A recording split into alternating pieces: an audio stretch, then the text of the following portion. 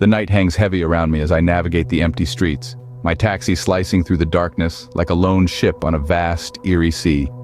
The city, once a vibrant tapestry of life and color, now lies quiet and deserted, a mere specter of its daytime self.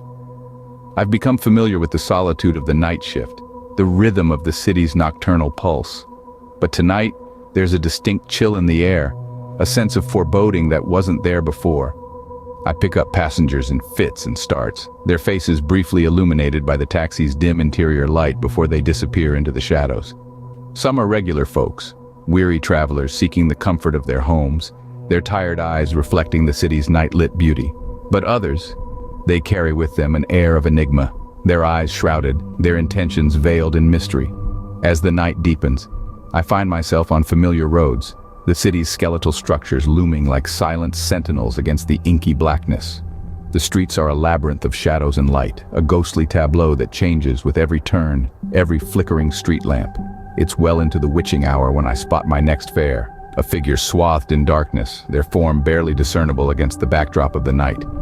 My instincts scream at me to drive past, to leave this solitary figure to the mercy of the night. But duty, as it often does, wins over. With a sigh that echoes the quiet around me, I pull over and unlock the doors. As they slide into the back seat, a draft of cold air sweeps through the cab, sending a shiver down my spine. I glimpse their face in the rearview mirror, but it's hidden, a silhouette shrouded in shadows. I clear my throat, the silence in the cab suddenly deafening. "Where to?" I manage to ask, my voice barely rising above the hum of the taxi's engine. Their reply is a mere whisper, almost lost in the night's quiet symphony. As I steer the cab back onto the road, the cityscape blurring into a symphony of light and shadow, I can't shake off the feeling of unease. But tonight feels different, as if something ominous lurks just beyond the reach of my headlights. It's well past midnight when I pick up my next fare. A figure cloaked in darkness, their features obscured by the shadows. I can't make out much, but from what little I can see, they're tall and lean, their shoulders hunched as if carrying an invisible burden. The air around them feels thick, heavy with an unspoken tension that sends a shiver down my spine. As they slide into the back seat, the temperature in the cab drops noticeably. It's as if the warmth has been sucked out, replaced by a bone-chilling coldness that seeps into my bones. My hands tighten around the steering wheel, the rubber grip suddenly slick with sweat. I try to maintain my composure, to not let my unease seep into my voice. "Where to?" I ask, my question barely more than a whisper against the silence that has settled in the cab. The passenger's response is a low murmur, their words a vague echo that I strain to make sense of. With a nod, I shift gears and pull back out onto the road. The city lights fade into the distance, replaced by the silent darkness of the highway. The tension in the cab is palpable, a tangible thing that threatens to suffocate me. The silence stretches on, becoming a living entity in itself. It's a suffocating veil, a shroud that wraps around us, tightening its grip with every passing second. I can hear my heart pounding in my ears, a harsh counterpoint to the soft hum of the engine. Despite the fear gnawing at the edges of my mind, I keep my eyes on the road, my focus unwavering. The passenger remains silent, their presence a constant reminder of the unknown. I can't shake the feeling that I'm driving towards something ominous and terrifying. Then, just as we reach the outskirts of the city, the passenger speaks, a voice like gravel, sending shivers down my spine. Their command is simple, yet it holds an ominous undertone that jolts me from my thoughts. "Stop here!" I obey, my hands mechanically moving to steer the taxi to the side of the desolate road.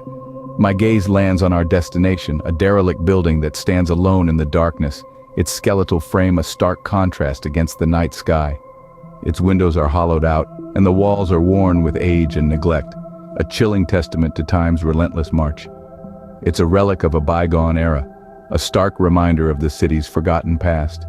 The passenger's departure is as abrupt as their arrival. They step out of the cab with an air of finality, their forms swallowed by the inky darkness almost immediately. I'm left in the eerie silence of my cab, the echo of the closing door still ringing in my ears.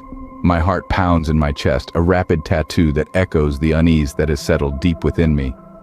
My eyes remain fixed on the rearview mirror, half expecting the shadowy figure to reappear. But the night remains undisturbed, save for the distant howl of the wind and the soft purr of the idling engine. The building stands as a silent sentinel, its foreboding presence casting long, ominous shadows that dance in the faint glow of the moonlight. The chill in the cab deepens, the cold seeping into my bones and making me shiver. I wrap my arms around myself, trying to ward off the icy tendrils of fear that curl around my heart. I can't shake off the feeling of dread that has settled in the pit of my stomach, a gnawing sensation that tells me something isn't right. I sit frozen in my seat, my grip on the steering wheel white-knuckled and tense. The silence is deafening, each tick of the clock a stark reminder of the sinister encounter. I sit frozen in my seat, my heart pounding in my chest as I watch them vanish into the shadows. As I walk away, the encounter replaying in my mind, I can't shake the feeling that I've stumbled upon something dark and sinister. An icy shiver races down my spine, a stark reminder of the chilling presence that was once seated in the back of my cab. A distance of 200 meters lies between me and the mysterious figure, yet I feel a pull, an unnatural force drawing me back towards the enigma. The city lights flicker in the distance, casting an eerie glow on the figure standing alone.